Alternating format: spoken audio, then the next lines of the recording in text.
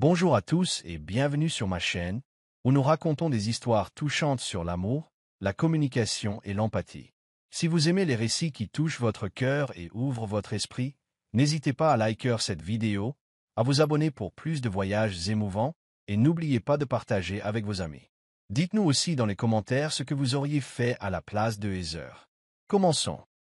Heather ajusta son écharpe en montant les marches de marbre du domaine Wilson à Greenwich, Connecticut, une maison qui ressemblait plus à un musée qu'à un foyer. Des guirlandes de Noël pendaient comme du givre aux avant-toits taillés, et l'odeur de bougies coûteuses s'échappait de la porte ouverte. Son Mary, Jason, Louis Sarah-Lamaine. On ne restera pas longtemps, murmura-t-il. Mais Heather savait déjà comment la soirée allait se dérouler. Chaque année, Eleanor Wilson, la redoutable matriarche de la famille, organisait une célébration de la veille de Noël qui tenait plus de la performance que de la réunion. Chaque détail, du sapin norvégien importé au carton de table manuscrit, était orchestré pour affirmer un statut. Heather, bien que mariée à Jason depuis 10 ans, se sentait toujours comme une étrangère parmi ces gens qui sirotaient du cidre pétillant comme si c'était de l'eau bénite et parlaient davantage d'investissements patrimoniaux que d'amour. Heather n'était pas issue de ce monde d'argent. Elle avait été élevée par une bibliothécaire scolaire et un mécanicien dans une modeste banlieue de Pittsburgh. Son univers était fait de gratins chaleureux et de conversations à cœur ouvert. Les Wilson, en revanche, semblaient utiliser la politesse pour éviter la sincérité. Et Eleanor, avec son sourire rigide et ses perles acérées, n'avait jamais fait d'effort pour cacher sa déception que Jason ait épousé une fille de province avec un diplôme en travail social. Mais cette année, Heather était venue pour Lily. Leur fille de 8 ans rayonnait d'excitation dans sa robe de velours rouge, serrant sous son bras une boîte soigneusement emballée. À l'intérieur se trouvait une aquarelle d'un chalet enneigé, le genre de maison où sa mère avait vécu enfant. Lily avait passé des semaines à la perfectionner pour ses grands-parents, qui n'avaient jamais visité son école, mais qui étaient néanmoins son public le plus important, comme elle le disait. « Tu crois que mamie va l'aimer ?» avait demandé Lily dans la voiture, balançant ses jambes sur la banquette arrière. « Je pense qu'elle va adorer. » avait répondu Heather en lui caressant les boucles derrière l'oreille, bien qu'une partie d'elle priait pour qu'Eleanor fasse au moins semblant. La grande salle bourdonnait lorsqu'ils entrèrent. De grands cousins en manteau de marque serraient Jason dans leurs bras, et des oncles discutaient de voyages de ski à Aspen. Personne ne sembla remarquer Heather jusqu'à ce qu'Eleanor s'approche avec un plateau de flûte de champagne, l'ignorant complètement pour en offrir une à un ami de la famille, arrivé derrière eux. Le sourire de Heather vacilla, mais elle prit la main de Lily et dit « Allons trouver une bonne place près du sapin. » Le rituel de Noël des Wilson incluait toujours un échange de cadeaux, bien que cela ressemblât plus à une parade. Les enfants, 6 cette année, tous cousins, étaient assis en rang pendant qu'Eleanor et le majordome de la famille, Gérard, distribuaient des boîtes brillantes nouées de rubans métalliques. Un iPad pour Ava, un bracelet en or pour Serena, l'adolescente, des baskets personnalisées pour Josh. Les exclamations et les acclamations résonnaient comme une pièce de théâtre bien rodée. Heather essaya de ne pas regarder Lily, qui était maintenant assise sur ses genoux, les 2 mains serrées autour de son petit cadeau. Ses yeux passaient d'Eleanor au sapin, puis à son père. Jason se sentit mal à l'aise. Puis le dernier cadeau fut distribué, et il n'était pas pour Lily. Le cœur de Heather se serra. Il n'y avait eu aucune étiquette à son nom, aucune boîte, aucun moment de reconnaissance.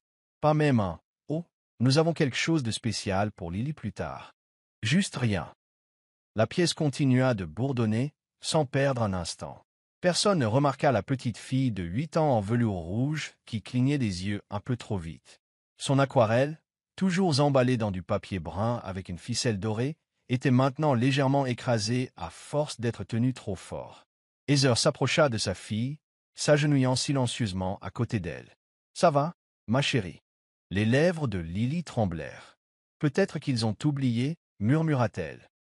Heather ravala la douleur qui lui montait à la gorge. Peut-être. Parfois, les gens oublient des choses qu'ils ne devraient pas.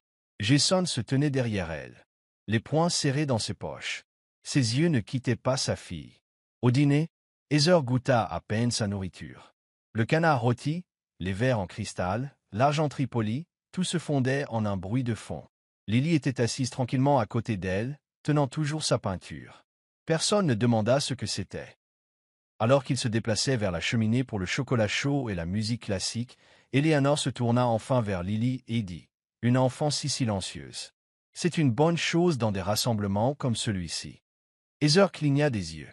L'âme de Jason S. crispa. C'est à ce moment-là que Heather décida. Ce serait la dernière année où elle laisserait sa fille se sentir ainsi. Plus tard dans la soirée, alors qu'on disait aux enfants de s'aligner pour un portrait de famille devant le sapin, Jason croisa le regard de Heather et hocha la tête. C'était le moment.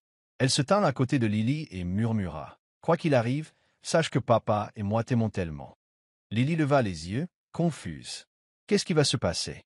Heather sourit doucement. « Quelque chose de spécial. Tu verras. » Le feu crépitait derrière eux et Jason plongea la main dans la poche de son manteau, en sortant une enveloppe crème scellée à la cire dorée. Puis il s'avança. Jason s'éclaircit la gorge et la pièce, si bruyante quelques instants auparavant de rire et de bavardage superficiel, tomba dans un silence attentif. Même Eleanor leva les yeux, légèrement agacée d'être interrompue sans son signal. Mais Jason se moquait des signaux ce soir. Il s'avança, tenant l'enveloppe d'une main, l'autre posée sur la petite épaule de Lily. « Je sais que c'est la tradition, » commença-t-il d'une voix ferme, d'offrir aux petits-enfants quelque chose de significatif chaque année. Et bien que je ne sois pas sûr que ce mot signifie encore ce qu'il signifiait autrefois, je veux honorer cet esprit ce soir, car quelqu'un de très important a été oublié. Il baissa les yeux vers Lily. Elle leva les yeux, écarquillée, incertaine. « Ceci est pour Lily, » dit Jason en lui tendant l'enveloppe. « De la part de ta mère et moi. Et c'est quelque chose que nous attendons depuis 8 ans pour te le donner. » Lily l'accepta avec précaution, toujours stupéfaite, tandis que la pièce devenait étrangement silencieuse. Un des cousins de Jason ricana à voix basse. Eleanor plissa les yeux, son verre de vin figé à mi-chemin de ses lèvres. « Vas-y, ma chérie, » murmura Heather en s'agenouillant à côté d'elle. Lily ouvrit l'enveloppe et en sortit 2 documents, ses petits doigts tremblant légèrement. Heather l'aida à les déplier. Ce n'était pas que des mots sur du papier. C'étaient des changements de vie. Le premier, dit Jason, est l'acte de propriété d'une nouvelle maison à Denver, Colorado. Nous déménageons le mois prochain. Des murmures stupéfaits parcoururent la pièce comme une assiette qui tombe. Une des tantes laissa effectivement tomber sa fourchette. Le jeune frère de Jason, Andrew, cligna des yeux, incrédule. Le visage d'Eleanor se figea comme de la pierre. Et le second, continua Jason, est un fonds fiduciaire pour ses études, créé le jour de la naissance de Lily. Assez pour la soutenir jusqu'à l'université, ses études supérieures, et même une école d'art, si c'est ce qu'elle choisit. C'est à elle, sans condition, sans obligation. La bouche de Lily s'entr'ouvrit. « Une école d'art » murmura-t-elle. Heather lui caressa les cheveux. « Si tu le veux, ma puce. Mais vous partez ?» Ce n'est pas Lily qui posa la question. C'était Eleanor, la question tranchant la pièce comme une accusation. Jason se tourna vers elle. « Oui, mère, nous partons. »« Tu as des responsabilités ici ?» répondit-elle froidement. « Tu es le fils aîné des Wilson. Je suis aussi un père. Et un mari. Et j'en ai assez de prétendre que s'intégrer dans cette maison est plus important que la joie de ma propre enfant. » Le silence qui suivit était épais, comme si quelqu'un avait diminué l'oxygène dans la pièce. Heather sentit sa poitrine se serrer sous son poids. Ce n'était pas juste une maison. Il défiait un système. Des années de ressentiment silencieux avaient été enveloppées dans une conversation polie, et maintenant tout s'effondrait. Jason attrapa la peinture de Lily. « Au fait, » dit-il en la brandissant devant la pièce. « Voici ce que Lily a fait pour ses grands-parents. Elle y a passé des semaines. Personne n'a même demandé ce qu'elle tenait dans ses mains ce soir. » Il la retourna, révélant les 12 touches d'un chalet enneigé avec une lumière brillante à la fenêtre. Ce n'était ni chic ni cher, mais cela rayonnait de chaleur. Andrew se pencha en avant depuis le fauteuil en cuir. « C'est magnifique, Lily. Tu es vraiment talentueuse. »« Merci, » murmura-t-elle. « C'est mieux que les gribouillis qu'on faisait à la peinture à doigts et qu'on encadrait, » ajouta-t-il, essayant d'alléger la tension. Quelques rires polis brisèrent la glace, mais le froid persista. Eleanor posa lentement son verre. « Tu fais une erreur, Jason. Tu le regretteras. »« Non, » répondit-il. « J'ai passé une décennie à regarder ma femme essayer de sourire tout en étant invisible, à regarder notre fille être négligée simplement parce qu'elle ne porte pas ton nom comme une couronne. J'ai fini de choisir le silence. Heather sentit un frisson parcourir son échine, non pas de peur, mais de libération. Pendant tant d'années, elle s'était discrètement faite toute petite, espérant s'insérer dans les espaces que les Wilson lui laissaient. Mais il n'y avait jamais eu d'espace. Il y avait juste une pièce froide avec des portes verrouillées et trop de règles. Et maintenant, Jason avait brisé une fenêtre et laissé entrer de l'air frais. Le majordome, Gérard, s'éclaircit la gorge maladroitement et commença à ramasser les assiettes, essayant de rétablir l'ambiance. Mais l'ambiance n'allait pas revenir. Andrew s'y leva. « Tu sais, dit-il lentement, je pense que tu as raison. » Eleanor se tourna brusquement. « Quoi? Tu as raison. Tu as raison que Jason s'en va. Et je pense que je l'envie. » Maintenant, tous les yeux étaient sur lui. Il regarda autour de la pièce. Le marbre poli, les lustres scintillants, le silence coûteux. « Mes enfants me demandent pourquoi nous ne rendons pas plus souvent visite à leurs cousins. C'est peut-être parce que cette maison n'est pas vraiment un foyer. » La voix d'Eleanor se brisa légèrement. « Andrew, ce n'est pas ton moment. »« Non, mais peut-être que ça devrait l'être, » dit-il. « Tu as toujours dit que la famille, c'est tout. Mais quand Heather nous a rejoints, tu ne l'as jamais fait se sentir comme si elle faisait partie de la famille. » Je n'ai rien dit. J'aurais dû. Heather était stupéfaite. Elle n'avait pas parlé à Andrew plus de 5 fois en 10 ans. Jason hocha lentement la tête, son bras maintenant autour de Heather. « C'est bon, mec. »« Non, » dit Andrew. « Ça ne l'est pas. Mais je veux arranger ça. » Eleanor se leva de son siège, paraissant plus petite qu'elle ne l'avait jamais été. « Vous réagissez de manière excessive. Ce n'est que de la sentimentalité. Ça passera. »« Non, maman, » dit Jason doucement. « C'est de la lucidité, et elle est attendue depuis longtemps. » Lily s'accrochait maintenant à la taille de Heather, confuse mais réconfortée. Plus tard dans la nuit, alors qu'ils faisaient leur bagage pour partir, Andrew prit Jason à part. « Je veux te montrer quelque chose demain. » Passe vers midi. I mean Heather. Jason hocha la tête, incertain mais curieux. Alors qu'ils s'éloignaient du domaine, les phares glissant sur les rues enneigées, Heather regarda en arrière une seule fois, puis plus jamais.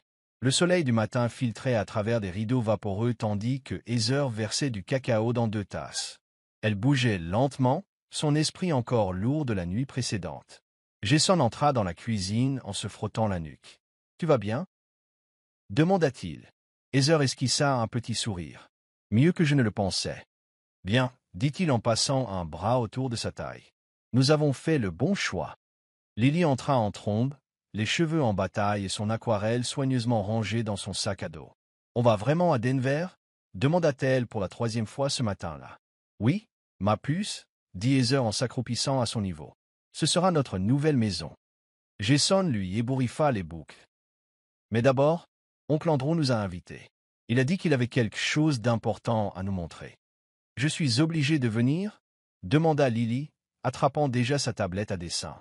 « Juste un petit moment, » répondit Jason. « Ensuite, on ira voir les lumières de Noël en ville. » Ils arrivèrent devant la maison d'Andrew, à quelques kilomètres du domaine Wilson. C'était une maison calme, beaucoup moins ostentatoire. La pelouse était ornée de rennes en plastique et de lumières colorées, des décorations honnêtes. Le genre que Heather aurait choisi. Andrew les accueillit à la porte, habillé simplement d'un jean et d'un sweat à capuche Yale délavé. « Entrez, » dit-il, son ton plus sérieux que la nuit précédente. « Je veux vous parler à tous les deux sans tout le bruit. » Heather suivit Jason dans le salon confortable. Les 2 enfants d'Andrew, James et Chloé, empilaient des blocs à proximité et firent un signe joyeux lorsque Lily les rejoignit. « La nuit dernière, » commença Andrew. « Quand tu as mentionné le fonds fiduciaire pour Lily, quelque chose a fait tilt. J'ai commencé à penser à grand-père. » Jason hocha lentement la tête. « Je me suis toujours demandé ce qu'il dirait s'il voyait ce que la famille est devenue. » Andrew lui tendit une épaisse enveloppe Kraft. « Ceci pourrait répondre à ta question. » Jason l'ouvrit avec précaution, en sortant une série de documents notariés. Ses yeux parcoururent la page, puis s'écarquillèrent. « Attends une minute. Ça vient de l'avocat de la famille. »« Yep, dit Andrew. » Je suis resté debout à fouiller dans de vieilles boîtes dans le bureau. Il s'avère que grand-père a créé un fonds spécial, un pour chacun de nos enfants, pas seulement pour le nom Wilson, mais pour les enfants de n'importe lequel de ses petits-enfants. Il voulait que chaque enfant de la famille ait un bon départ, peu importe d'où il venait. Heather S.E. Penshaw plus Press. Mais ils nous ont dit que Lily n'y avait pas droit, que le fonds ne s'appliquait pas aux héritiers non issus de la lignée. Je me souviens de la formulation exacte. Andrew hocha la tête d'un air sombre. C'était la version réécrite d'Eleanor. Elle n'a jamais déposé l'amendement original que grand-père avait laissé. Mais j'ai trouvé une copie signée, déposée, notariée et complètement légale. Vous avez tous les droits sur la part de Lily. Personne ne peut y toucher. La voix de Jason trembla. Alors, elle essayait d'effacer sa propre petite fille de l'héritage familial. Andrew détourna le regard. Elle a réécrit plus que des souvenirs. Heather sentit la chaleur lui monter aux joues. Elle pensa à toutes les fois où elle s'était assise au dîner de famille, s'était sentie comme une étrangère et s'était reproché de ne pas essayer assez fort. Mais la vérité, c'est que le jeu avait été truqué depuis le début. Il y a plus, dit Andrew. Il se dirigea vers son bureau et revint avec un deuxième dossier. Ce sont les papiers de transfert. J'ai déjà contacté l'avocat. Je veux que les parts de mes enfants soient placées sur un compte séparé à mon nom, loin de la surveillance d'Eleanor. Jason fixa son frère, l'émotion montant dans sa poitrine. Tu es sûr? Andrew hocha la tête. Je suis resté silencieux trop longtemps, la regardant tout manipuler, y compris toi. C'est fini. Heather sentit un calme changement dans sa poitrine. Pour la première fois depuis son entrée dans cette famille, quelqu'un d'autre que Jason s'était levé avec elle. Pas seulement pour elle. Lily s'approcha, tenant un dessin au crayon de leur famille. Oncle Andrew, j'ai fait ça pour toi. Andrew sourit en s'agenouillant à son niveau. Merci, ma chérie. Je vais l'encadrer. Lily Rihanna. J'ai mis notre nouvelle maison dedans, avec de la neige.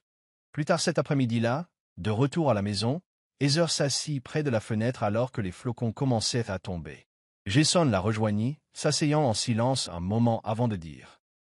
Je suis fier de toi. Heather cligna des yeux. Moi? C'est toi qui leur as tenu tête. Il secoua la tête. Tu as été forte tout le temps. J'ai juste finalement rattrapé mon retard. Elle attrapa sa main. J'avais peur que nous brisions quelque chose d'irréparable. Jason regarda vers la porte, où Lily dansait avec leur vieux terrier. Peut-être que ce n'était pas censé être réparé. Peut-être que nous étions censés construire quelque chose de nouveau. Le lendemain, Eleanor envoya un unique message, un texto. Pas de salutation, pas de nom. Juste, j'espère que tu réalises ce que tu as fait. Jason ne répondit pas. Heather le regarda une fois, puis le supprima. Faisons les cartons, dit-elle en passant la main sur une boîte étiquetée « Essentiel de cuisine ». À la fin de la semaine, leur maison était remplie de cartons scotchés, de papier bulle et d'un soulagement tranquille. Lily aidait à tout étiqueter avec des marqueurs colorés, dessinant de petites étoiles sur chaque boîte qui disait « Ma chambre ». Ce soir-là, ils dînèrent par terre, des plats à emporter d'un food truck de tacos voisins, et rirent pour la première fois depuis des jours. Tu te souviens quand tante Mabel a essayé de faire des biscuits à minuit? Sourit Jason. Heather renifla. Et a déclenché l'alarme incendie dans une maison à 6 millions de dollars. Elle a blâmé le four, a dit qu'il n'était pas calibré pour la mélasse. Même Lily gloussa. C'est quoi la mélasse? Heather lui embrassa le front. Quelque chose de doux et de salissant. Jason leva sa tasse. À quelque chose de mieux. Heather ajouta, à la famille qui se choisit. Et dans le doux bourdonnement du ruban adhésif et des rires, la douleur commença à s'estomper. La neige s'était épaissie pendant la nuit. Heather se tenait à la fenêtre de leur maison à moitié emballée, la regardant recouvrir les arbres et les trottoirs comme un bouton de réinitialisation silencieux. Il y avait quelque chose de réconfortant dans le silence qu'elle apportait, comme si le monde ralentissait juste pour eux. Jason entra dans la pièce, portant une petite boîte de cadres photos. « Regarde ce que j'ai trouvé, dit-il en lui en tendant un. C'était une photo de leur premier Noël en tant que parents. Heather, à moitié endormie mais souriante, Lily dans ses bras, et Jason avec un bonnet de Père Noël de travers. Elle n'avait pas vu cette photo depuis des années. Heather passa son pouce sur le verre. On était si fatigués et si heureux, ajouta Jason. C'était le dernier Noël avant que tout ne devienne orchestré. Elle gloussa légèrement, avant qu'Eleanor ne commence à nous dire quelle couleur de papier cadeau utiliser. Ils furent interrompus par la sonnette. C'était Andrew, et à la surprise de Heather, il n'était pas seul. Sa femme, Rachel, habituellement trop distante pour parler à Heather plus d'un signe de tête poli, se tenait à ses côtés, tenant un sac cadeau. Leurs enfants, James et Chloé, entrèrent en courant, les bras chargés de boîtes emballées. « Oncle Jason » cria Chloé, « est-ce que Lily est là ?» Heather cligna des yeux. « Entrez, il gèle. » Lily sortit en courant de sa chambre et s'illumina à la vue de ses cousins. « Vous êtes venus !» Rachel s'agenouilla pour la serrer dans ses bras. « Nous sommes venus te donner ton vrai cadeau de Noël. » Heather et Jason échangèrent des regards surpris tandis que Rachel tendait le sac à Lily. À l'intérieur se trouvait un tout nouveau kit d'aquarelle, des pinceaux haut de gamme, des peintures de qualité supérieure, un carnet de croquis et une note, pour l'artiste qui voit ce que les autres manquent. Lily Halida. J'adore. Jason S.E. tourna vers Andrew. Qu'est-ce que c'est que tout ça? Andrew sourit. Nous réécrivons certaines de nos propres traditions. Heather ne put s'empêcher de demander. Qu'est-ce qui a changé? Rachel s'avança, son ton plus doux que Heather ne l'avait jamais entendu. Vous, la nuit dernière, la façon dont vous vous êtes défendu, pas seulement pour Lily, mais l'un pour l'autre. Ça m'a fait réfléchir à mon propre silence. J'ai laissé le jugement de ta mère définir ce qui était acceptable. Je pensais que si je restais dans ses bonnes grâces, mes enfants seraient en sécurité. Mais la sécurité n'est pas la même chose que l'amour. Heather deglutit. C'était la première fois que quelqu'un de ce côté de la famille lui parlait honnêtement, face à face. Rachel continua. Votre courage m'a rappelé que le silence est une complicité. Et nos enfants regardent comment nous traitons les gens, comment nous définissons la famille. Andrew ajouta. Nous ne retournerons pas là-bas non plus. Nous passons Noël ici avec vous. Jason cligna des yeux. Vous êtes sérieux? Andrew hocha la tête. Tu as dit que tu en avais fini de jeter des ponts entre deux mondes. Eh bien, l'un de ces mondes vient de traverser le pont pour vous rejoindre. Ils passèrent le reste de la journée ensemble, chose qui n'était pas arrivée depuis des années. Les enfants jouèrent avec des puzzles et inventèrent des danses idiotes. Heather et Rachel cuisinèrent ensemble, rien de gastronomique, juste de la soupe et des sandwichs au fromage grillé, et elles rirent des bords brûlés et des cuillères tombées. Plus tard, pendant que les enfants regardaient un film, Andrew prit Jason à part. « Il y a autre chose » dit-il plus bas. « J'ai fait d'autres recherches avec l'avocat de la famille. » Jason haussa un sourcil. « Quoi encore ?» Il s'avère que grand-père soupçonnait que maman pourrait essayer de se mêler des fiducies. Alors, quand il a créé le compte pour tes futurs enfants, il a ajouté une clause, une qui permet aux parents désignés de demander la tutelle exclusive à la naissance de l'enfant. Jason le fixa. « Tu as suivi le protocole. La tutelle t'a été transférée lorsque l'acte de naissance de Lily a été déposé. Cet argent a toujours été à toi de le gérer. Elle ne l'a juste jamais reconnu. » Heather, qui entendait maintenant, murmura. Elle voulait nous faire croire que Lily n'avait pas sa place, qu'elle était moins que les autres. Jason hocha la tête. Mais ce n'était pas le cas, pas une seconde. Andrew tendit une dernière enveloppe. Ceci contient le détail du compte et la vérification légale. Vous n'aurez pas besoin de vous battre, c'est déjà fait. Heather fixa le papier, son cœur battant la chamade. Toutes ces années où elle avait cru qu'il se battait en vain, grattant des opportunités pour Lily tandis qu'Eleanor tirait des ficelles invisibles pour resserrer le plafond, ils n'avaient pas été impuissants, on leur avait juste menti. Rachel les rejoignit, tenant du chocolat chaud pour tout le monde. J'ai dit à Andrew que je voulais partir il y a des années, mais je ne pensais pas en avoir la permission. Vous voir m'a donné la permission. Heather regarda autour de son salon en désordre. Les cartons ouverts, les dessins de Lily épinglés au réfrigérateur, le canapé avec une tache de jus, et réalisa que c'était le moment le plus paisible qu'elle ait ressenti en une décennie. Jason plaça l'enveloppe sur la cheminée à côté de la photo de Lily bébé. Nous lui dirons quand elle sera prête. Cette nuit-là, alors que la neige peignait le monde en blanc, Andrew et sa famille restèrent tard. Ils jouèrent à des jeux de société, mangèrent des restes de biscuits, et regardèrent même un vieux dessin animé de Noël qui les fit tous chanter faux. Avant de partir, Andrew prit Heather à part. « Je ne l'ai jamais dit avant, mais je t'ai toujours admiré. Tu es resté gentille, même quand aucun de nous ne le méritait. » Heather sourit doucement. « La gentillesse n'est pas une faiblesse, Andrew. Parfois, c'est de la survie. » Alors qu'ils sortaient dans la nuit enneigée, Heather se tenait à la porte, les regardant partir. Jason l'enlaça par derrière. « On l'a fait » murmura-t-il. « Non » corrigea-t-elle. « On le fait. Chaque jour, un choix à la fois. Et pour la première fois, il semblait qu'une famille à eux s'épanouissait, enracinée non pas dans le sang ou la richesse, mais dans quelque chose de bien plus durable. Nouvelle ville, nouveau Noël, nouvelle paix. La famille commence sa nouvelle vie à Denver, réfléchissant au passé et embrassant un amour plus calme et plus riche, un amour construit sur le choix, et non sur la tradition. L'avion atterrit à Denver quelques jours avant le Nouvel An, les montagnes rocheuses projetant de longues ombres sur le soleil levant. Heather serra la main de Lily alors qu'elle descendait sur le tarmac. L'air vif était une secousse de nouveauté dont elle n'avait pas réalisé qu'elle avait envie. Jason marchait devant, vérifiant les directions sur son téléphone, ses pas sûrs et calmes. Le trajet jusqu'à leur nouvelle maison dura moins d'1 heure. Alors que le quartier se dévoilait autour d'eux, des maisons modestes, des haies taillées, des enfants jouant avec des luges dans les allées, Heather sentit sa respiration ralentir. Le chaos du domaine Wilson, les regards critiques, les sourires forcés, tout cela semblait appartenir à une autre vie. Lily regardait par la fenêtre, le visage collé contre la vitre. « C'est si calme, dit-elle. C'est paisible, corrigea Heather, passant la main pour lui remettre une mèche de cheveux derrière l'oreille. La paix, c'est un silence qui semble sûr. Quand ils se garèrent dans l'allée, Lily fut la première à sauter de la voiture. La maison n'était pas immense, mais elle était chaleureuse.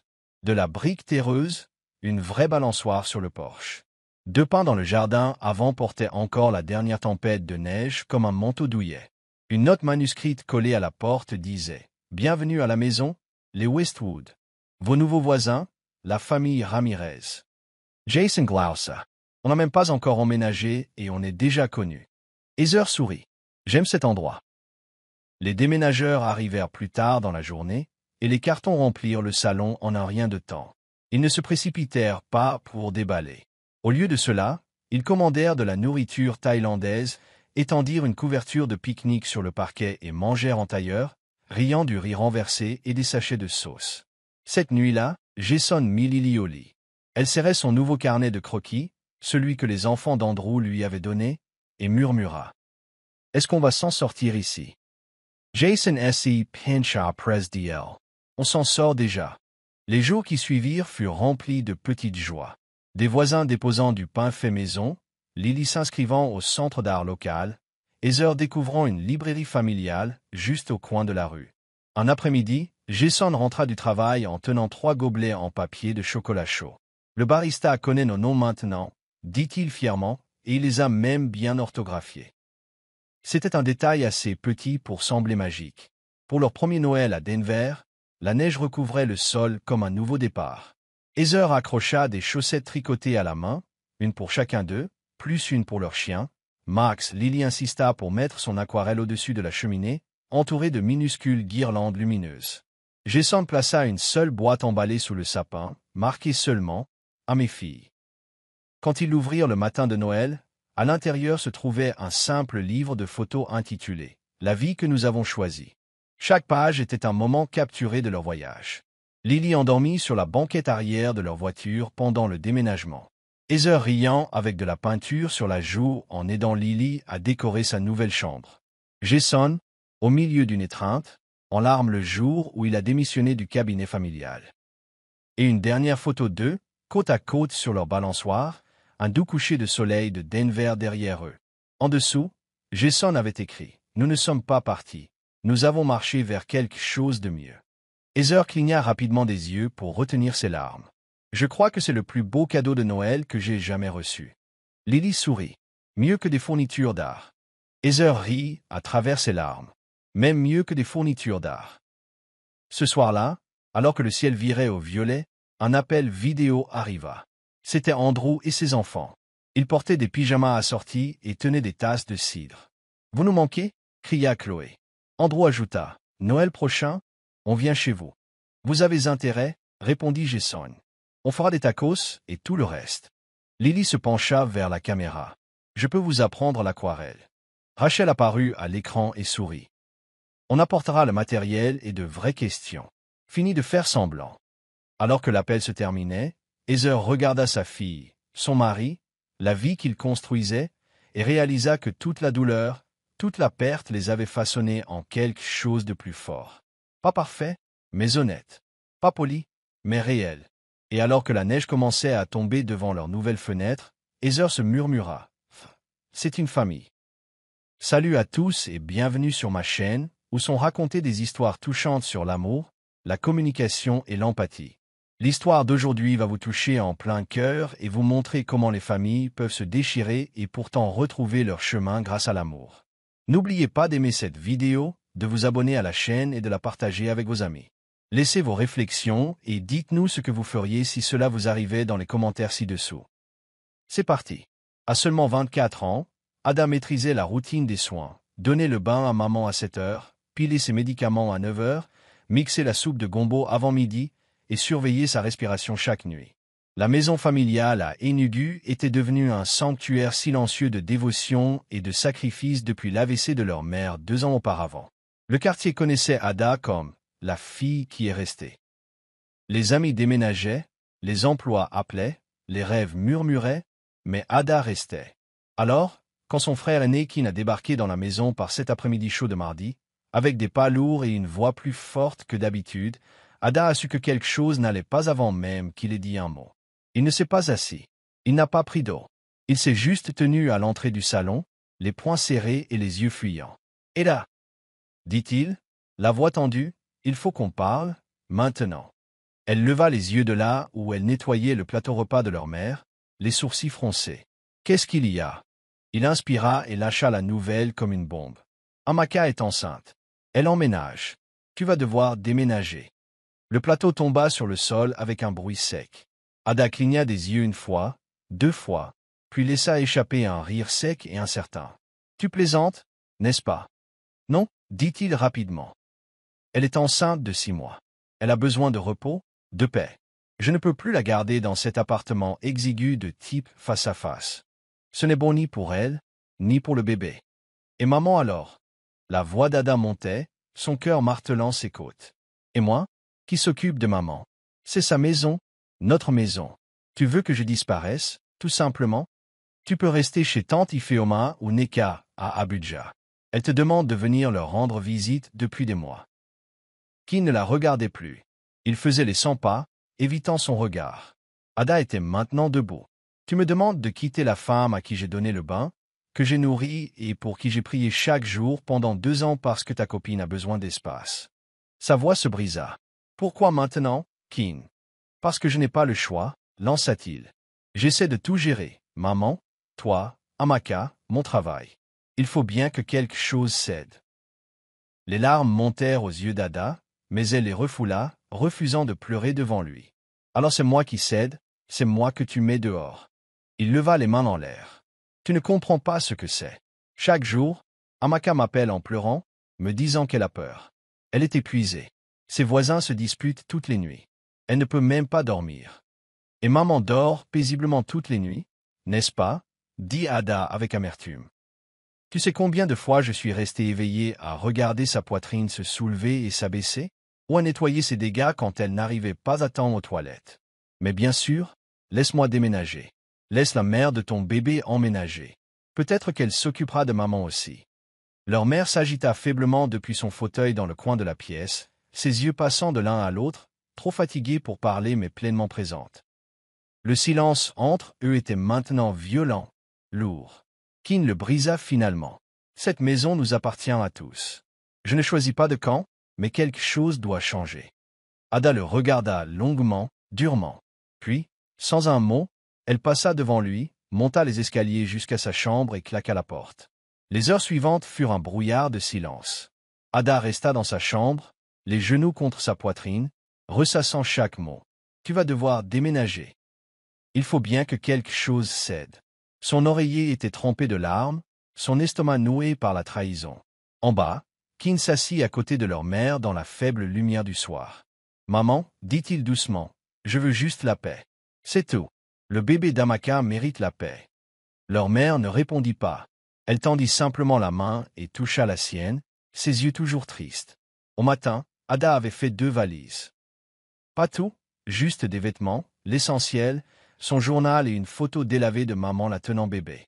Elle se tenait à la porte, jetant un dernier regard sur le salon où elle avait autrefois dansé à Noël. Elle toucha le coin du mur où elle notait les lectures quotidiennes de la tension artérielle de maman.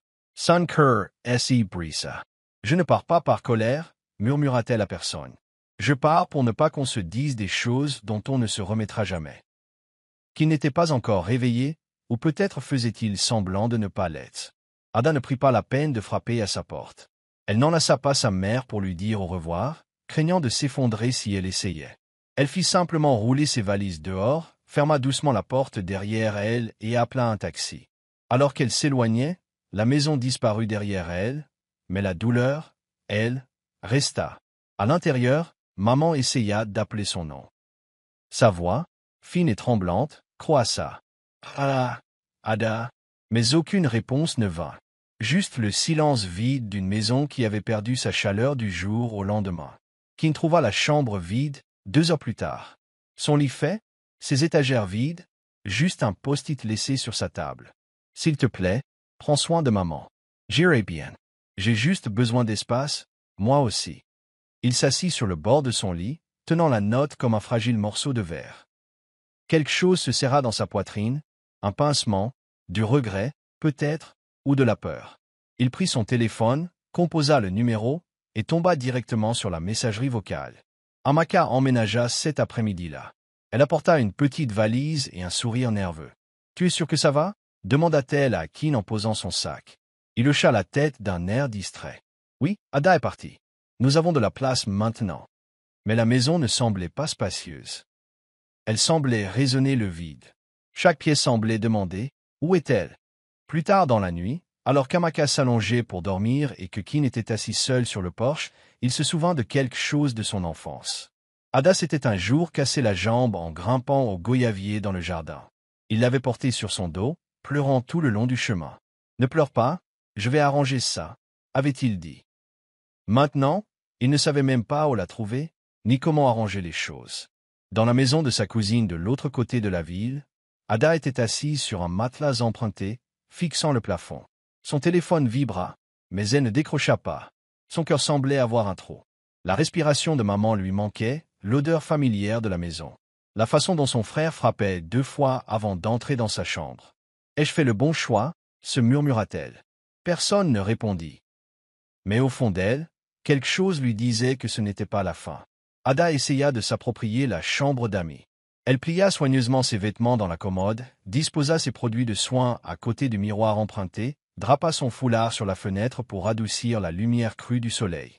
Mais peu importe à quel point elle réorganisait les choses, l'endroit semblait toujours temporaire, comme si elle attendait seulement d'être rappelée à la maison. Pourtant, l'appel ne vint jamais. Sa cousine Obi était gentille, bruyante et pleine d'énergie. « Ada, mange maintenant !» criait-elle depuis la cuisine. « Tu ne peux pas sauter des repas et te comporter comme un fantôme dans cette maison. » Ada souriait faiblement, avalait une cuillerée ou 2, puis se retirait à nouveau. Obi était patiente, mais pas aveugle. « Ta mère te manque ?» dit-elle un soir. « Mais es-tu sûr que ton frère ne te manque pas aussi ?» Les lèvres d'Ada se pincèrent. « Celui qu'il était me manque. » Pendant ce temps, Kin menait ses propres batailles silencieuses. En apparence, tout semblait aller bien. Amaka s'installait. La date d'accouchement approchait à grands pas. Il acheta un berceau, peignit l'ancien débarras, changea les rideaux. Mais dans sa poitrine, il y avait un vide que même la préparation à la paternité ne pouvait combler. Chaque couloir lui rappelait Ada. Chaque murmure de maman ressemblait à son nom. Il essaya de chasser ses pensées. « Tu fais ce qu'il faut », se disait-il. « Tu protèges l'avenir. » Mais le présent semblait lourd, comme si la culpabilité s'était installée en permanence dans ses poumons. Un soir, Amaka le trouva en train de fixer la photo de famille sur l'étagère. Celle du 60e anniversaire de maman, avant l'AVC, avant la tension. Ada était au milieu, affichant son grand sourire entre leur mère et lui. « Elle te manque ?» dit doucement Amaka, qui hocha la tête. « Elle reviendra. » murmura Amaka en posant une main sur la sienne. « Quand le moment sera venu. » Mais le temps, comme il l'apprenait, ne guérissait rien par lui-même. Il ne faisait que rendre le silence plus lourd. De retour chez Obi, Ada essayait de ne pas montrer ses émotions, mais sa cousine voyait clair dans son jeu. « Tu dois lui parler », dit doucement Obi un matin alors qu'elles étaient assises sur le balcon en sirotant du zobo. « C'est toujours ton frère. » Il m'a fait sentir que j'étais de trop, dit Ada, les yeux embués. Comme si tout ce que je faisais pour maman ne signifiait rien. Obi hocha la tête, lui laissant le temps. Peut-être qu'il ne le pensait pas. Peut-être qu'il a juste craqué sous la pression. Vous avez tous les deux craqué. Elle marqua une pause, puis ajouta. Quelqu'un doit faire le premier pas. Ada ne répondit pas. Mais cette nuit-là, elle ouvrit l'application de notes de son téléphone et écrivit un message.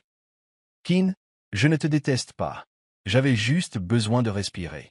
Je t'aime toujours. J'espère que tu prends soin de maman. Elle le fixa, le supprima, le réécrivit, puis le supprima à nouveau. 2 semaines passèrent. Un jour, Ada passait devant le supermarché quand elle vit l'ancienne infirmière de maman. Infirmière busy. Ada, ça fait longtemps. Comment va maman? Demanda-t-elle.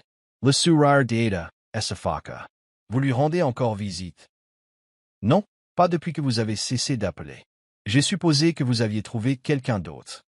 Quelque chose de froid parcourut les veines d'Ada. Elle appela immédiatement la maison. Pas de réponse. Elle essaya à nouveau. Rien. Finalement, elle appela Amaka. Le téléphone sonna 2 fois avant qu'Amaka ne réponde, la voix fatiguée. « Allô, Amaka, où est maman ?» demanda rapidement Ada. « Elle va bien. Elle dort, » répondit Amaka. « Tu es sûr? Quand a-t-elle mangé pour la dernière fois? A-t-elle pris ses médicaments pour la tension? » Il y eut une pause. C'est Kin qui s'en occupe. Il a été très stressé. Amaka, interrompit Ada, look her batten lachamad. Dis-lui d'emmener maman à l'hôpital. Ou je le ferai. À la fin de l'appel, Ada faisait déjà son sac. Obi ne l'arrêta pas. Elle lui tendit simplement une petite flasque de soupe pimentée. Si les cris éclatent, bois au moins quelque chose de chaud après. Ce trajet de retour à la maison semblait étrange, comme si elle allait vers quelque chose d'incertain. Pas un retour au foyer, mais une confrontation. Son cœur battait plus fort à chaque kilomètre. Quand elle arriva au portail, le chien du voisin aboya comme s'il se souvenait encore d'elle. La cour était calme, à l'exception des pleurs d'un bébé à côté. Elle hésita, puis frappa. Fort! Kin ouvrit la porte. Pendant 5 bonnes secondes, aucun d'eux ne parla. Puis Ada le bouscula pour entrer. Maman, appela-t-elle en courant vers la chambre. Leur mère était allongée dans son lit, éveillée mais pâle. Ses lèvres étaient gercées. Sa couverture sentait légèrement la poussière renfermée. Le souffle d'Ada se coupa. Elle se précipita à ses côtés. « Maman, oh mon Dieu! Mais merde !» Sa mère tourna lentement la tête et esquissa un faible sourire. « Ma fille, tu es revenue. » Kin se tenait à la porte, figé. « Elle allait bien hier, dit-il. Presque sur la défensive. Elle n'a rien dit. Elle a dit qu'elle n'avait pas faim. Et tu as cru ça? Lança Ada. As-tu vérifié son taux de sucre? A-t-elle bu assez d'eau? Sais-tu même où sont les médicaments supplémentaires pour la tension? Il ouvrit la bouche. La referma. Ne dis rien. Ada prit les choses en main comme si elle n'était jamais partie. Elle souleva doucement maman. Vérifia ses signes vitaux. Fit une liste mentale. Fit bouillir de l'eau tiède. La nettoya. La nourrit petit à petit. Et ce n'est que lorsqu'elle fut de nouveau endormie qu'Ada s'assit enfin. Elle leva les yeux vers Kin. Il ne s'agit pas de savoir qui a raison. Il s'agit de ce dont maman a besoin. Il hocha lentement la tête, les yeux fixés sur le sol. Je ne voulais pas que les choses en arrivent là. J.E.C.S. dit Ada. Mais tu l'as fait. Nous l'avons tous les deux fait. Il n'y eut pas de cris, pas de reproches dramatiques. Juste un silence épais d'émotion. Kin la regarda enfin. Tu es parti si facilement. J'ai pensé que tu en avais peut-être marre de nous. Ada secoua la tête. Je suis parti parce que je ne voulais pas me battre. Je pensais que te donner de l'espace était la chose la plus gentille que je pouvais faire. Je ne voulais pas que tu partes, murmura-t-il. Mais tu me l'as dit. Je ne savais pas comment arranger les choses autrement.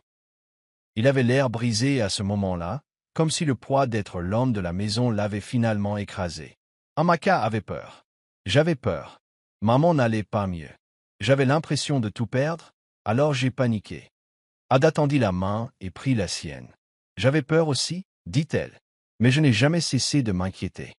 Cette nuit-là, pour la première fois depuis des semaines, la maison ne semblait pas divisée. Kin fit du thé. Amaka apporta des oreillers supplémentaires pour maman. Ada prit une vraie douche dans son ancienne salle de bain. Ils ne se dirent pas qu'ils s'étaient pardonnés, mais quelque chose de non dit avait commencé à dégeler. À 2 heures du matin, Ada se glissa dans la chambre de maman et s'assit à ses côtés. La vieille femme s'agita et sourit faiblement. « Tu y es revenu. Je ne t'ai jamais quitté, murmura Ada. « Pas vraiment. » Maman toucha sa main, la serra doucement, puis s'endormit. Dehors, la brise nocturne bruissait dans le goyavier. Cet arbre où Keane avait un jour sauvé Ada de la chute se tenait toujours droit. Peut-être que les familles se brisent parfois. Mais peut-être, juste peut-être, qu'elles peuvent être recollées. Le lendemain matin, la maison était calme d'une manière différente, moins lourde, plus réfléchie. Ada se tenait près de l'évier de la cuisine, se lavant les mains après avoir préparé la bouillie de maman, tandis qu'Amaka regardait depuis la table de la salle à manger, sirotant lentement son thé. Il n'y avait pas d'hostilité entre elles, seulement un sentiment d'étrangeté. Deux femmes soudainement projetées dans une vie partagée à laquelle aucune ne s'était préparée. « Merci pour ce que tu as fait hier soir », dit doucement Amaka. Ada regarda par-dessus son épaule, hocha la tête une fois et se retourna vers l'évier. « Je ne l'ai pas fait pour toi, » répondit-elle sans méchanceté. « Je l'ai fait pour maman. »« Je sais, » dit Amaka. Puis, après un instant, « mais merci quand même. » L'atmosphère entre elles n'était pas chaleureuse, pas encore, mais elle n'était pas froide non plus. Elle apprenait à devenir quelque chose de nouveau. Les deux femmes étaient prudentes, marchant sur des œufs, chacune ne sachant pas comment gérer la présence de l'autre. Ada avait toujours vu Amaka comme une étrangère, une menace pour l'équilibre qu'elle avait créé avec maman. Et Amaka s'était toujours sentie jugée, comme si elle devait rivaliser avec une fille qui semblait trop parfaite. Maintenant, sous un même toit, les choses devaient changer. Keane le remarqua aussi. Ce matin-là, il s'attarda plus longtemps dans le salon avant de partir au travail. Il observait Ada se déplacer, s'occupant tranquillement de maman, nettoyant des coins que personne d'autre ne remarquait. Il observait Amaka essayer d'aider, parfois maladroitement, parfois en faisant un pas de trop. Il observait la façon dont elles ne se parlaient pas tout à fait directement, mais ne se disputaient pas non plus. Quelque chose changeait, quelque chose de petit mais d'important. Plus tard dans l'après-midi, Keane s'assit sur le porche, le téléphone à la main, se demandant s'il devait rappeler le numéro d'Ada. Il ne l'avait pas fait depuis son retour, trop effrayé de perturber le calme fragile. Il ne savait plus comment lui parler. Pas après tout ce qu'il s'était dit, pas après le silence qui avait suivi. Mais le silence, réalisait-il maintenant, était plus fort que n'importe quelle dispute. Finalement, il envoya juste un SMS. « Merci d'être là. Tu m'as manqué. » Ada lut le message en donnant son deuxième repas de la journée à maman. Elle ne répondit pas, mais elle sourit, très légèrement. Ce soir-là, Keane rentra tôt. Pour la première fois depuis longtemps, ils mangèrent tous les trois ensemble. Ada, Amaka et Keane. C'était gênant. Le silence entre les bouchées s'étirait, mais c'était un début. Tu te souviens quand maman nous poursuivait avec la cuillère en bois parce qu'on avait cassé sa calebasse? Demanda soudainement Ada, un léger rire lui échappant. Keane éclata de rire. Je me souviens que c'est toi qui l'avais cassé, mais c'est moi qui ai été puni. Parce que tu étais le plus grand, dit Ada. Et parce que tu courais moins vite, ajouta Amaka de manière inattendue. Ils rirent tous. C'était le premier moment de joie partagé depuis des semaines, peut-être des mois. Mais la joie, comme toute chose fragile, est facile à briser. Et les fissures étaient toujours là, attendant. Quelques jours plus tard, en triant les vieux papiers de maman, Ada tomba sur quelque chose, une enveloppe, nichée dans un coin du tiroir. Son nom y était écrit de la main de maman. Les mains tremblantes, elle l'ouvrit. À l'intérieur se trouvait une lettre, datée de près de 6 mois. « Ma chère Ada, lisait-on, si jamais tu trouves ceci, je veux que tu saches que je te vois. Je vois tous les sacrifices que tu fais. Je sais que tu penses que personne ne le remarque, mais moi, si. Si je pouvais parler plus fort, si je pouvais bouger plus, je tiendrais ton visage entre mes mains et te dirais merci chaque jour. Mais je te vois, ma fille. N'en doute jamais. Amour pour toujours, maman. » Des larmes coulèrent silencieusement sur les joues d'Ada. Elle pressa la lettre contre sa poitrine et resta assise là, se laissant ressentir tout. La colère, le soulagement, le chagrin, l'amour. Toutes les choses qu'elle avait enfouies au plus profond d'elle depuis le moment où Keane lui avait demandé de partir. Cette nuit-là, elle laissa la lettre sur la table pour que Keane la lise. Il le fit. Et il pleura, lui aussi. Dans les jours qui suivirent, la maison commença à retrouver son rythme. Ada et Amaka se partagèrent les tâches sans conversation formelle. « C'est juste arrivé. Ada s'occupait de la santé de maman. Amaka faisait la cuisine. Kin faisait la navette entre la pharmacie de l'hôpital et son bureau, essayant d'être présent même lorsqu'il était épuisé. Il y eut encore des heurts, des malentendus. Un matin, Amaka mélangea par erreur les médicaments du matin de maman, et Ada explosa. Ce n'est pas du paracétamol. On ne devine pas avec les médicaments pour la tension. Amaka cligna des yeux, blessé. Je n'ai pas deviné. J'ai pensé que... Tu as mal pensé. Aboya Ada. Kin se précipita pour calmer la tempête. Ce n'est rien, dit-il. N'en faisons pas toute une histoire. Mais l'histoire semblait déjà grande. Ada sortit en trombe dans le jardin. Kin la suivit. Ne me rabroue pas comme ça, lui dit-elle quand il la rattrapa. Tu n'étais pas là quand je passais des nuits blanches à regarder maman lutter pour respirer. Je ne te rabroue pas, dit doucement Kin. C'est juste que j'ai besoin que nous survivions à sa sang nous déchirer à nouveau. Ada se tourna vers lui, son expression s'adoucissant. Alors tu dois arrêter de traiter mes sentiments comme s'ils étaient facultatifs. À partir de ce moment, les choses changèrent à nouveau, mais cette fois pour le mieux. Ada commença à apprendre à Amaka comment vérifier correctement la tension artérielle. Comment ajuster les oreillers de maman pour aider ses poumons. Comment faire l'agbono liquide que maman aimait.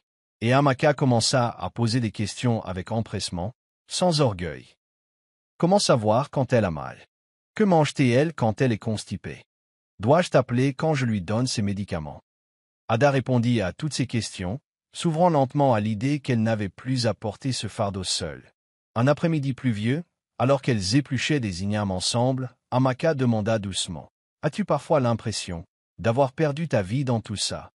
Ada fit une pause, puis hocha la tête. « Parfois, oui. Je pense aux offres d'emploi que j'ai refusées, aux voyages que je n'ai pas faits, aux relations que je n'ai pas pu entretenir. Alors pourquoi es-tu resté? Parce que maman est restée pour nous, dit Ada. Quand papa est parti, quand le magasin a brûlé, quand nous n'avions rien, elle est restée. Comment aurais-je pu la quitter alors qu'elle avait le plus besoin de moi? Amaka hocha la tête, les larmes aux yeux. Je veux être ce genre de mère. Plus tard cette semaine-là, maman eut une bonne journée. Elle était assise, ses joues plus pleines. Elle esquissa même un sourire quand Kin lui apporta sa bouillie. J'aime ce que je vois, dit-elle, sa voix rauque mais stable. Que vois-tu? Demanda Ada, s'accroupissant à côté d'elle. Maman toucha ses mains. Puis celle d'Amaka. 3 personnes qui apprennent à aimer à nouveau. Ne vous arrêtez pas, alors que les jours passaient, la maison ressemblait de nouveau à une famille. Pas la même famille qu'avant, mais peut-être quelque chose de mieux. Quelque chose de plus réel. Ada avait encore ses doutes, ses cicatrices. Mais chaque matin, elle se réveillait et entendait Amaka fredonner dans la cuisine ou Kin se précipitait pour saluer maman avant le travail. Elle sentait une petite partie d'elle-même guérir. Un soir, alors que les 3 riaient des tantes qui crient pour des médicaments, Amaka ajouta « et des oncles qui paniquent pour un ragoût brûlé ». Ils éclatèrent tous de rire. La maison portait encore les ombres de la dispute. Mais le rire, semblait-il, les recouvrait, un coup de pinceau à la fois. 3 semaines après que le foyer eut retrouvé son équilibre précaire, juste au moment où Ada commençait à croire que la paix pouvait être durable, la vie les mit tous à l'épreuve une fois de plus. C'était un samedi matin tranquille. La pluie tombait doucement sur le toit en zinc, et maman venait de finir sa bouillie. Ada pliait du linge dans la chambre quand elle entendit le plateau s'écraser sur le sol, suivi d'un cri bas et effrayé d'Amaka. « Ada » hurla-t-elle. « Kin, s'il vous plaît, c'est maman. » Ada courut plus vite qu'elle ne le pensait possible. Le visage de sa mère était devenu pâle, sa bouche luttait pour former des mots, ses doigts tremblaient de manière incontrôlable. Sa respiration était erratique. Son côté gauche s'était de nouveau raidi. « C'est un autre AVC. » dit Ada, la gorge nouée par la terreur. Kin composait déjà les numéros d'urgence en descendant les escaliers, à moitié habillée. Elle allait bien ce matin. Elle allait bien. Non? dit Ada, soulevant doucement la tête de maman sur un oreiller. Elle faisait encore semblant. Elle fait toujours ça quand elle ne veut pas nous inquiéter. L'ambulance arriva en 20 minutes. Amaka serrait son ventre, murmurant des prières, tandis que Kin soutenait les pieds de maman et qu'Ada tenait sa tête alors qu'il la soulevait dans le véhicule. Le trajet jusqu'à l'hôpital fut d'un silence suffocant, à l'exception du bip du moniteur et de la respiration inégale de maman. Kin était assis à côté de sa mère, sa main crispée autour de la sienne.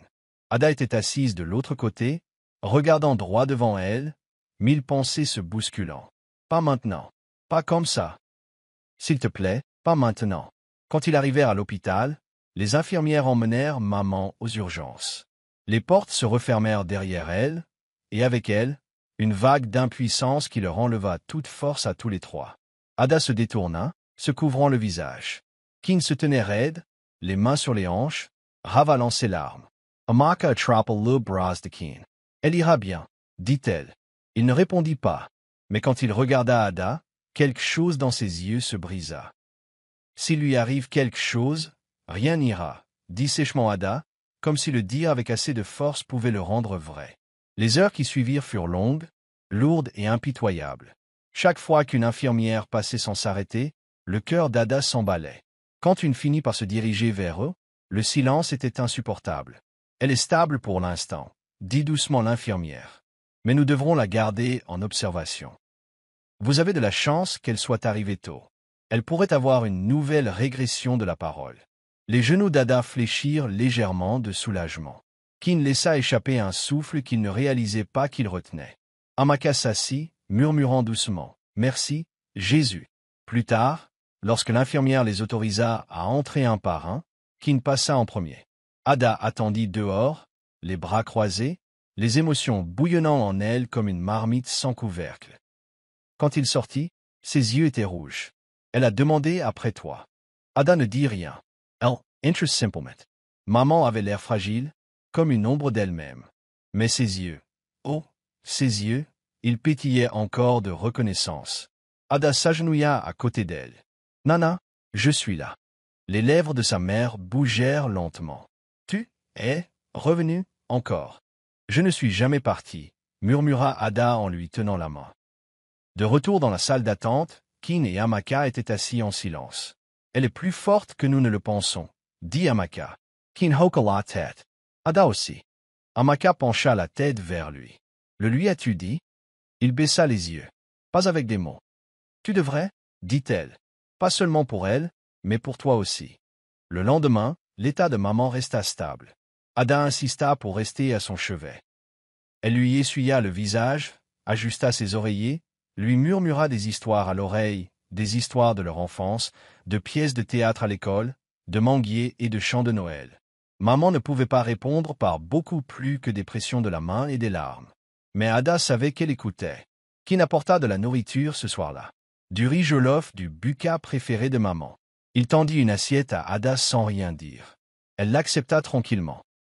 Ce n'est que plus tard dans la nuit, alors qu'ils étaient tous les deux assis sur le banc devant l'hôpital sous le bourdonnement des lampadaires, que Keane parla enfin. « Je l'ai laissé tomber, dit-il, la voix épaisse. » Ada ne répondit pas immédiatement. « J'étais tellement concentré sur le fait de tout arranger, continua-t-il. Être l'homme, le père, le soutien de famille. Je n'ai pas réalisé que je la brisais. Et toi aussi. Tu ne l'as pas laissé tomber, dit doucement Ada. Tu t'es juste perdu. Nous nous sommes tous les deux perdus. Keane la regarda, les yeux rougis. J'ai dit des choses que je ne peux pas reprendre. Moi aussi, répondit Ada. Mais si nous attendons des excuses parfaites avant de rire, nous ne guérirons jamais. Il y eut une longue pause. Puis il dit, presque comme une confession, je t'en voulais d'être meilleur pour prendre soin d'elle. Ada cligna des yeux. Tu m'en voulais? Il hocha la tête. Tu savais toujours quoi faire. Je me sentais inutile la plupart du temps, comme un visiteur dans la vie de ma propre mère. Son cœur s'adoucit. Je savais quoi faire uniquement parce que je suis resté. Pas parce que j'étais meilleur. Tu es resté, répéta-t-il doucement. La culpabilité dans sa voix était maintenant indubitable. Ada leva les yeux vers le ciel nocturne. Je suis resté parce que je ne savais pas quoi faire d'autre. J'avais peur aussi. Je le cachais simplement derrière des routines. Ils restèrent assis là un moment, tous deux regardant devant eux, leurs pieds se balançant, leur barrière, pour la première fois depuis longtemps, n'étant plus entre eux. Finalement, Keane plongea la main dans sa poche et en sortit un petit papier plié. « Je nettoyais le débarras l'autre jour, » dit-il en le lui tendant. « J'ai trouvé ça. » Ada le déplia. C'était son dessin d'enfant des bonshommes allumettes la représentant, ainsi que Keane, maman et papa, devant la maison. En bas, Elle avait écrit d'une écriture maladroite. Ma famille est la meilleure équipe du monde. Elle sourit. C'était le genre de sourire qui vient avec un pincement derrière les yeux. Tu as gardé ça? Dit-il en hochant la tête. Toutes ces années. Il y eut un silence. Puis il murmura. Je veux que nous redevenions cette équipe. Ada posa sa tête sur son épaule. Nous sommes déjà en train de la reconstruire. Le lendemain matin, maman était encore plus forte. Les médecins étaient optimistes. Avec de la thérapie, disait-il, elle regagnera plus de mobilité. Kin et Ada échangèrent un regard et hochèrent la tête. Ensemble, ils s'en occuperaient. Amaka arriva plus tard avec des fruits et du pain. Devinez quoi?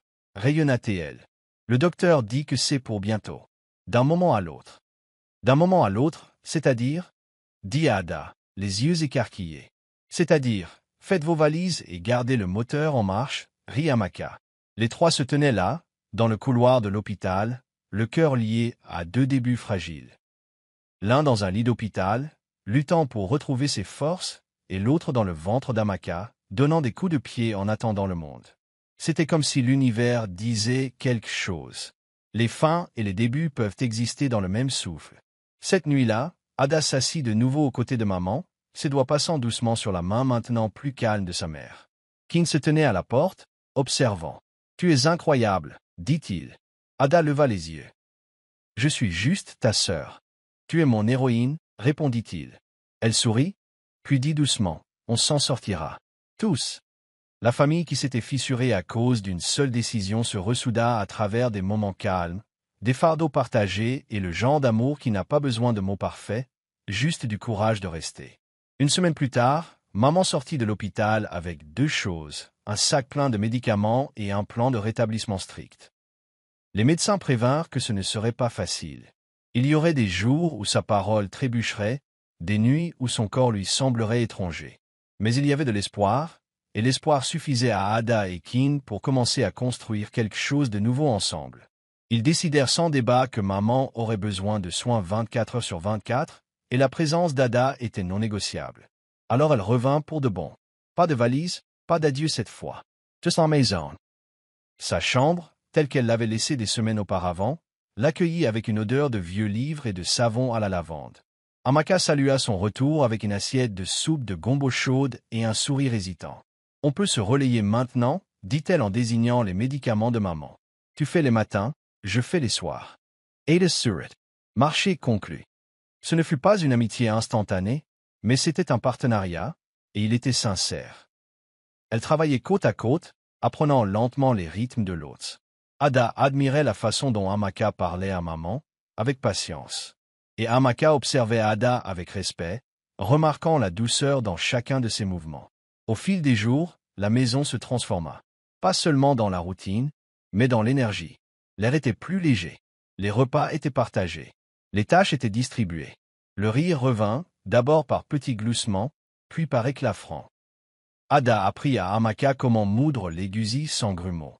Amaka apprit à Ada comment poser du vernis à ongles sans en renverser.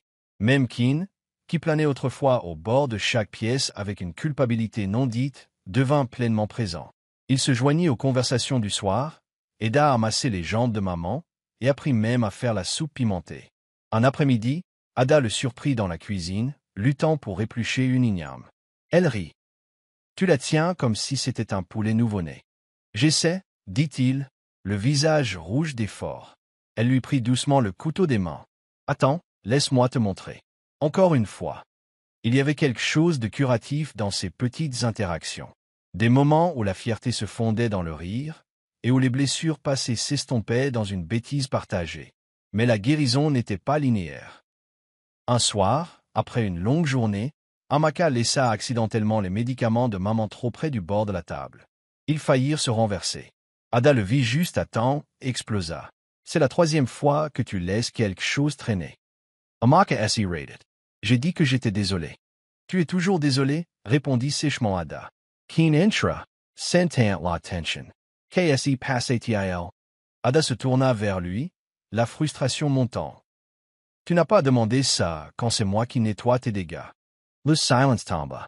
Puis maman, depuis son fauteuil roulant dans le coin, tapa son bâton contre le mur. 3 coups de sun signal. Ada se figea. Kin de glotte. Amaka cligna rapidement des yeux, humides. Ils se tournèrent vers maman. Elle les regarda tour à tour et murmura avec effort. Ce n'est pas la famille que j'ai élevée. Et d'un coup, la tension fondit. Ada expira. Profondément. Elle se dirigea vers Amaka, posa une main sur son épaule. Je suis désolé. Je n'aurais pas dû le dire comme ça. Amaka eut un rire tremblant. J'ai encore fait une bêtise. Elle sourirent. King tira une chaise. Ok, Henri commence. Nouvelle règle. Pas de dispute à portée d'oreille de maman. Maman tapa 2 fois son bâton. D'accord. Cette nuit-là, Ada écrivit dans son journal pour la première fois depuis des semaines. Nous ne sommes pas parfaits, mais nous essayons. Et c'est ça, l'amour. N'est-ce pas? Les jours se fondirent en un rythme. Visite chez le médecin. Séances de thérapie. Cercles de prière. Ryers. Larmes. Un matin, maman réussit même à assister à un service religieux complet via Zoom, souriant lorsque la chorale chanta son hymne préféré. Ada regarda sa mère chanter, fômer joyeusement, et sentit quelque chose bouger dans sa poitrine, quelque chose de chaud et de doux. Plus tard, Kin s'approcha d'elle. Elle revient. Elle n'est jamais vraiment partie, dit Ada. Kin hocha la tête. Point en plus. À l'approche de la date d'accouchement d'Amaka, l'excitation monta dans la maison comme si Noël arrivait en avance. Ils réaménagèrent la chambre d'amis, la peignirent en jaune clair, achetèrent une moustiquaire, plièrent des vêtements de bébé en petites piles. Ada tricota même une couverture blanche. « Où as-tu appris à faire ça ?» demanda Amaka un soir, appuyant son ventre lourd contre le cadre de la porte. « Maman me l'a appris, quand j'ai eu la varicelle et que je ne pouvais pas aller à l'école pendant une semaine. » Amaka sourit. « J'espère que notre fille aura ta patience. »« Et ton courage, » répondit Ada. À 3h14 du matin, l'appel arriva. Amaka avait perdu les os. La panique se transforma en action. Kin chercha ses clés en trébuchant. Ada prépara le sac pour l'hôpital. Maman priait doucement depuis son fauteuil roulant. Le trajet jusqu'à l'hôpital fut chaotique. Les contractions d'Amaka étaient fortes et rapides. Kin était à bout de souffle. Ada était calme, mais ses mains tremblaient. À 5h52 du matin, une petite fille naquit. Ils l'appelèrent Ifeoma, bonne chose. Quand ils la ramenèrent à la maison 3 jours plus tard, la maison ne fut plus jamais la même. Les pleurs d'Ifeoma résonnaient dans les couloirs comme de la musique. Ses petits pieds battaient l'air avec autorité. Et en sa présence, la famille sembla se rapprocher. Un soir, Kin la tenait dans ses bras pendant qu'elle dormait et regarda Ada. « Elle ressemble à maman, » dit-il. Ada hocha la tête. Elle a son esprit aussi. Maman tint Ifeoma dans ses bras, frêle mais fort, murmurant des prières en igbo sur son front doux. C'était un moment sacré, 3 générations liées par l'amour, la perte et la rédemption. Plus tard, Kin se tourna vers Ada. « Je sais que je ne l'ai pas assez dit, mais merci. D'être resté, d'être revenu, de nous avoir appris à mieux aimer. Tu m'as appris aussi, » dit doucement Ada. Ils se prirent dans les bras, une étreinte réelle, longue, honnête. Au fil des mois, ils firent face à des défis, nuits blanches, factures médicales, fatigue, mais ils les affrontèrent ensemble. La vieille maison, qui résonnait autrefois de disputes et de silence, prospérait maintenant dans la chaleur. Il y avait des dimanches après-midi remplis de riz jollof et de jeux de société. Des mardis soirs passés à partager des souvenirs. Des samedis passés à récurer les sols et à apprendre à Ifeoma à sourire. L'amour n'était plus dramatique. Il était présent, constant et silencieux. Le genre qui se réveille tôt pour changer les couches et reste debout tard pour réchauffer le thé de maman. Un soir, alors que la brise de l'harmattan entrait par la fenêtre ouverte, Ada se tenait sur le pas de la porte, regardant Kin bercer Ifeoma pour l'endormir. Amaka fredonait doucement. Maman s'assoupissait dans son fauteuil roulant. Ada murmura dans le silence. « C'est ça, la maison. » Kin leva les yeux et sourit. Ça l'a toujours été. Il fallait juste qu'on retrouve notre chemin. Et ainsi, la famille autrefois divisée par les mots et les malentendus redevint entière. Pas parfaite, pas sans cicatrices, mais réelle, unie. Ils apprirent que parfois, l'amour ne ressemble pas à « je t'aime ». Parfois, il ressemble à « laisse-moi t'aider, je resterai, essayons encore ». Et dans cette maison où le pardon côtoyait la discipline, et où la grâce marchait main dans la main avec la croissance, un nouveau chapitre avait commencé. Les familles se brisent, parfois bruyamment, parfois dans des choix silencieux faits par peur ou par orgueil. Mais la famille est aussi là où la guérison commence, si nous laissons l'amour parler plus fort que l'ego. Dans cette histoire, Ada, Kin et Amaka ont appris que la communication n'est pas une faiblesse et que le pardon n'est pas une reddition. Il est acceptable de s'éloigner un moment si cela vous aide à revenir plus fort. Il est acceptable de se sentir blessé, confus ou perdu. Mais souvenez-vous toujours que la maison n'est pas seulement un lieu. Ce sont les gens prêts à reconstruire avec vous, encore et encore. Alors, si vous avez aimé cette histoire, likez la vidéo, abonnez-vous et partagez-la avec des amis qui ont besoin de se rappeler que la guérison est possible. Laissez vos réflexions ci-dessous. Quelle partie vous a le plus touché? Discutonsen.